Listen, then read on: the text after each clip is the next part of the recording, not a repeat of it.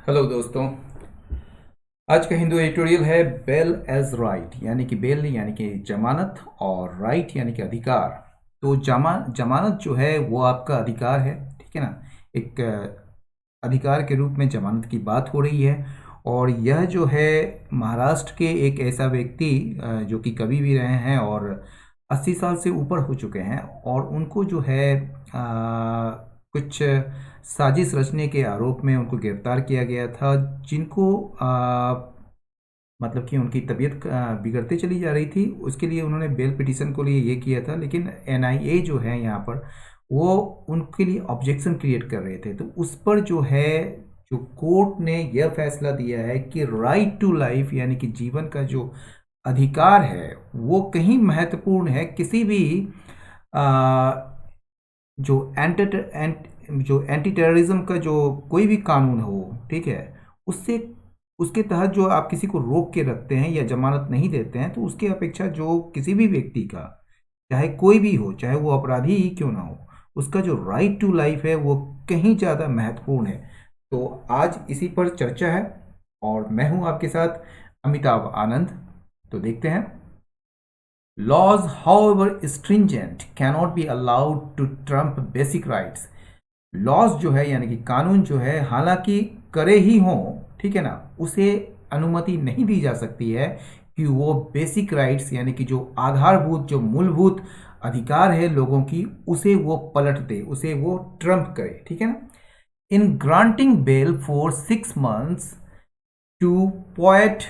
Barbara Rao in the Bhima Koregaon case on medical grounds, the Bombay High Court has affirmed the principle that even the stringent provisions of an anti-terrorism law are not invincible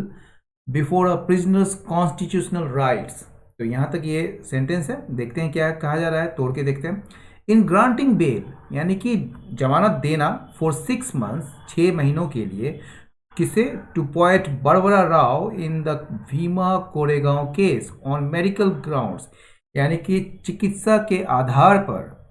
Bhima Koregaon मामले जो हैं, जो मामला है भीमा कोरेगांव मामला, उसमें जो कवि बरबरा राव को 6 महीनों के लिए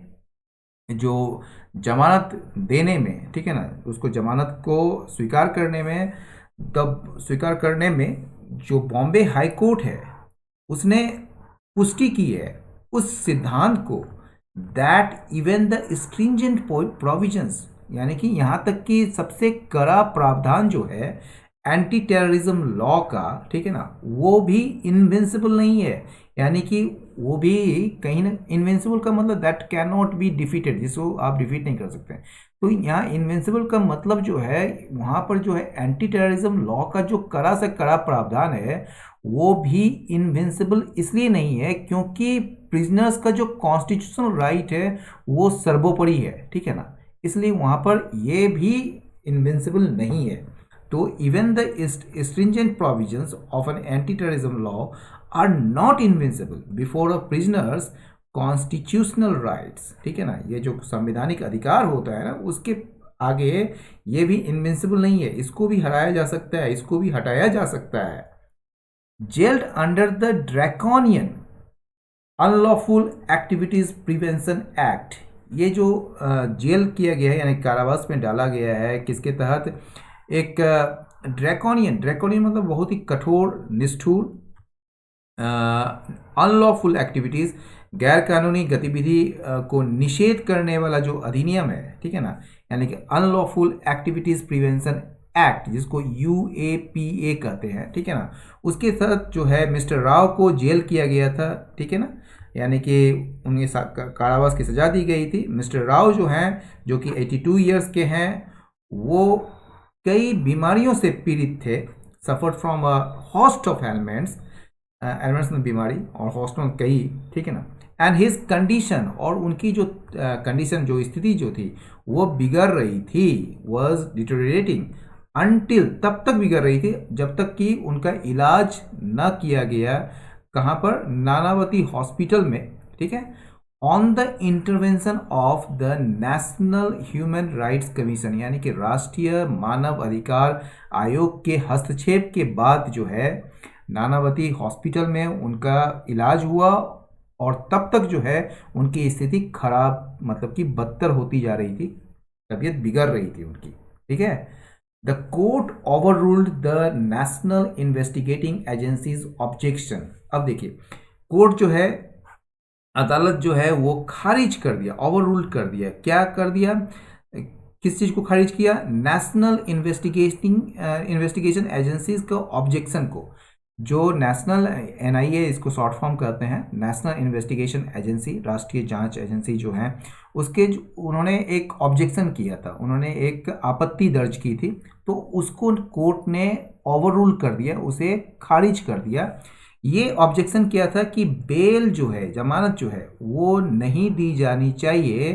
केवल किसके आधार पर, चिकित्सा के आधार पर, यानी कि आप मेडिकल ग्राउंड्स पर जो है बेल नहीं दिया जाना चाहिए। वंस, वंस का मतलब यहाँ पर जो है वंस दो चीज होता है, एक एडवर्ब होता है और एक होता है कंजंक्शन। तो यह कंजंक्शन के सेंस में है, तो एज सुन एज या व्हेन के सेंस में कह सकते हैं। तो as soon as an under trial prisoners, जो अंडर ट्रायल होता है कौन, जिस पर सुनवाई चल रही है, जिस पर केस अभी चल रहे हैं, ठीक है ना। तो अगर किसी भी अंडर ट्रायल प्रिजनर्स का जो बेल एप्लीकेशन है, यानी कि जमानत अर्जी जो है वो रिजेक्ट कर दिया गया हो ऑन मेरिट्स पर अंडर यूएपीए, यानी कि यूएपीए के तहत जो मेरिट्स है उस पर अंडर ट्रायल प्रिजनर्स के बेल एप्लीकेशन को जब मतलब कि रिजेक्ट कर दिया गया हो, ठीक है ना, as long as access to treatment in a government hospital was available, जब तक कि जो गवर्नमेंट हॉस्पिटल यानी सरकारी जो अस्पताल है उसमें इलाज की सुविधा, या एक्सेस का मतलब सुविधा, ठीक है ना, जो इलाज की सुविधा उपलब्ध है जब तक, ठीक है, उस आधार पर यूएपीए के मेरिट्स पर जो है अंडर ट्रायल प्रिजनर्स के बेल एप्लीकेशन को एक बार रिजेक्ट कर दी जाती है, तो उसको मेडिकल ग्राउंड्स पर जो है बेल नहीं ग्रांट की जानी चाहिए। The NIA had argued that in view of the statutory bar on granting bail under section 43D5 of the UAPA, if the accusation against a person is prima facie true, any bail given on health grounds would open up the floodgates to similar petitions। कहा जा रहा है कि ये जो national investigation agency है उन्होंने तर्क दिया था कि that in view of the statutory bar, यानी कि कानूनी जो रोक है, कानूनी जो प्रतिबंध है, उसके मद्देनजर, ये कानूनी प्रतिबंध किस चीज को लेकर है, ऑन ग्रांटिंग बेल, यानी कि जमानत देने को लेकर जो कानूनी प्रतिबंध है ये किसके तहत है, यूएपीए के धारा 43D5 के तहत है, ठीक है ना। इसके तहत जो है एक स्टैट्यूटरी बार है, यानी कानूनी प्रतिबंध है जमानत देने की, ठीक है ना। तो उसके मद्देनजर जो है क्या है, इफ द एक्यूजेशन, यदि ये आरोप जो है अगेंस्ट अ पर्सन, किसी व्यक्ति के खिलाफ, वो अगर प्रथम दृष्टिया यानी कि प्राइमा फेसाई सही होती है, ठीक है, तो कोई भी बेल जो है गिवन ऑन हेल्थ ग्राउंड्स, यानी कि स्वास्थ्य के आधार पर दिया गया कोई भी बेल, ठीक है ना, वो क्या करेगा, would open up the floodgates to similar petition. इस तरह की जो पिटीशन है, याचिका है, उसका एक बार मतलब कि आ जाएगा वहां पर, मतलब वो फ्लडगेट्स हो जाएगा, मतलब उस एक तरीके से वहां पर जो है इस तरीके की याचिका जो है, जो भी अंडर ट्रायल है उनकी तरफ से मतलब कि याचिका आनी शुरू हो जाएगी, मतलब बहुत मात्रा में। The court looked at Mr. Rao's plight from the perspective of his right to life under Article 21, यानी कि कोर्ट ने देखा मिस्टर राव के प्लाइट को, मिस्टर राव के प्लाइट यानी कि मिस्टर राव के दुर्दशा को किस पर्सपेक्टिव से, फ्रॉम द पर्सपेक्टिव, परिप्रेक्ष्य से, of his right to life under article 21, यानी कि अनुच्छेद 21 के तहत जो उनका जीवन का अधिकार है, उस परिप्रेक्ष्य से जो है मिस्टर राव के जो दुर्दशा है उसको कोर्ट ने देखा। इट रूल्ड, इसने फैसला दिया कि अ कॉन्स्टिट्यूशनल कोर्ट, एक संवैधानिक अदालत जो है, can not be a mute Spectator, वो जो है मुक्त दर्शक नहीं बन सकती किसके लिए? To the under trial being sent to prison, यानी कि जो अंडर ट्रायल है उन्हें जेल में भेजा जाए और फिर उसे जो है वहाँ से आप गवर्नमेंट हॉस्पिटल को भेजा जाए, where his health deteriorates further, जहाँ उसकी तबीयत और ज़्यादा खराब हो जाती है, to be ultimately shifted to the private super speciality hospitals upon intervention of courts. जब अदालतों का जब इंटरवेंशन होता है, हस्तक्षेप होता है, उस पर जो है अंततः जो है उनको स्थानांतरित कर दिया जाता है प्राइवेट सुपर स्पेशलिटी हॉस्पिटल्स में। तो इसके लिए जो है कोर्ट जो है वो, या कॉन्स्टिट्यूशनल कोर्ट जो है वो केवल मुक्तदर्शक नहीं बन सकती है कि आप अंडर ट्रायल को प्रिजन भेजते हैं, फिर उसको हॉस्पिटल, गवर्नमेंट हॉस्पिटल भेजते हैं जहाँ पर उसकी तबीयत और बिगड़ जाती है, और अंततः जो है उसको शिफ्ट कर दिया जाता है प्राइवेट सुपर स्पेशलिटी हॉस्पिटल्स में, और वो भी तब जब कोर्ट्स का दखलंदाजी होती है उसमें तब। This could not continue back and forth only because his bail application has been turned down on merits। ये जो है आगे पीछे या इधर उधर नहीं हो सकता, ये नहीं चल सकता, इसलिए क्योंकि उनका जो बेल एप्लीकेशन है, यानी कि जो जमानत की जो अर्जी है, उसे खारिज कर दिया गया है मेरिट्स पर। इन्होंने कहा, मतलब कोर्ट ने कहा, it said bail is routinely denied in most cases under UAPA, यानी कि अनलॉफुल एक्टिविटीज प्रिवेंशन एक्ट के तहत अधिकांश मामलों में बेल जो है, यानी कि जमानत जो है, वो नियमित रूप से इनकार कर दिया जाता है, नहीं दिया जाता है। It became a water tight embargo, ये जो है एक क्या हुआ, ये बन गया एक सशक्त, एक सख्त रोक, ठीक है ना। रोक यानी कि किसी चीज़ पर प्रतिबंध जो लगाते हैं, तो टेम्पररी, ठीक है ना, टेम्पररी रोक जो लगाते हैं, ठीक है, उसको एम्बार्गो कहते हैं। तो ये एक सख्त, मतलब कि एक कड़ा रोक लग गया। कब से? जब से जो है सुप्रीम कोर्ट ने 2019 में एक फैसला दिया था, जिस फैसले ने इसे लगभग असंभव बना दिया था किसी भी व्यक्ति के लिए जो अरेस्ट किए जाते हैं यूएपीए के तहत, क्या करने के लिए असंभव बना दिया? To be released on bail, उन्हें जमानत में रिहा करने के लिए असंभव बना दिया। अनलेस मतलब if not, unless the accused could demonstrate, यदि एक्यूज जो है वो डिमॉन्स्ट्रेट नहीं कर पाता है, यानी कि वो दिखा नहीं पाता है कि दैट द चार्जेस, की जो आरोप जो है उनके खिलाफ जो आरोप है वो प्रेमा फसाई अनट्रू, वो जो है वो मिथ्या, मतलब कि प्रथम दृष्टया वो मिथ्या था, ठीक है, वो चार्जेस जो है वो मिथ्या था। अगर वो नहीं दिखा पाता है तो उन्हें जो है बेल पर रिलीज करने का बिल्कुल असंभव बना दिया था, ठीक है। ये 2019 में जो फैसला आई थी सुप्रीम कोर्ट का। However, a few recent judicial decisions have sought to carve out exceptions। हालांकि a few मतलब कुछ जो हाल के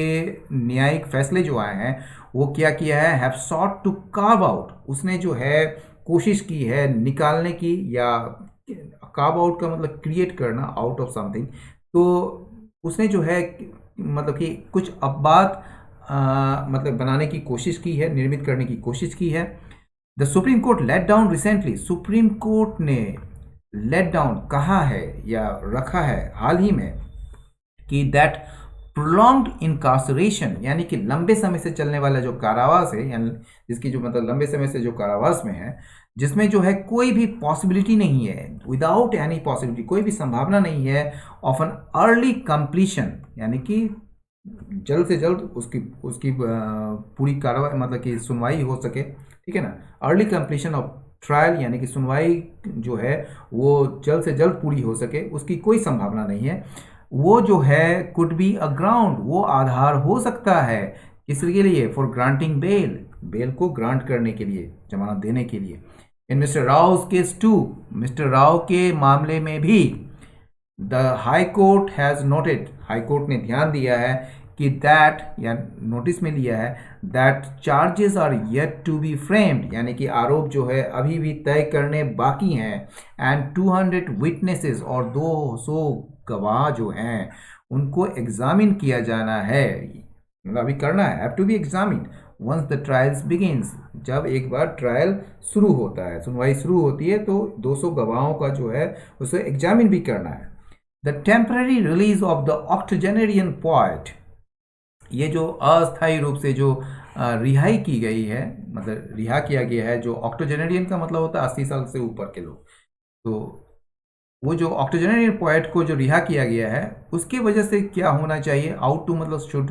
तो ought to turn public attention, इससे जो है जनता का या लोगों का जो ध्यान जो है किसकी तरफ जाना चाहिए, ऑन द अदर्स, उन अन्य लोगों पर जिन्हें इनकार्सरेटेड, इनकार्सर मतलब जिन्हें जेल में बंद कर दिया है, जिन्हें कारावास में रखा गया है फॉर अ लॉन्ग टाइम, लंबे समय से, इन द भीमा कोरेगांव केस, यानी कि भीमा कोरेगांव के मामले में, जिसमें इन विच, जिसमें लॉयर्स एंड एक्टिविस्ट, जिसमें जो वकील हैं और जो कार्यकर्ता हैं उन पर आरोप लगाए गए हैं साजिश रचने की माओइस्ट के साथ, किस लिए, तो to overthrow the government, सरकार को उखाड़ फेंकने के लिए।